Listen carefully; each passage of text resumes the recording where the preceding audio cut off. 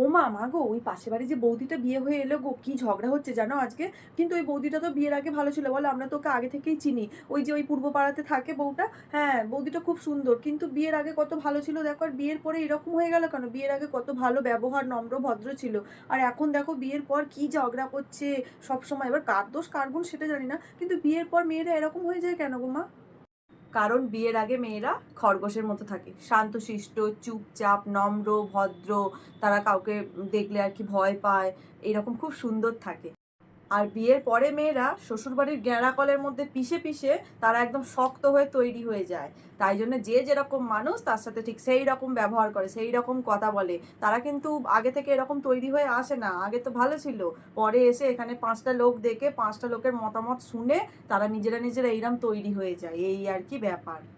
হ্যাঁ, তুমি ঠিকই বলেছো। এক হাতে তো কোনোদিন তালি বাজে না, তার মানে ওর শাশুড়িটা নিশ্চয়ই কিছু করে, ওই জন্যই এরকম করে বউটা, নাহলে তো এরকম মেয়েটা ছিল না। ঠিক বলেছো তুমি।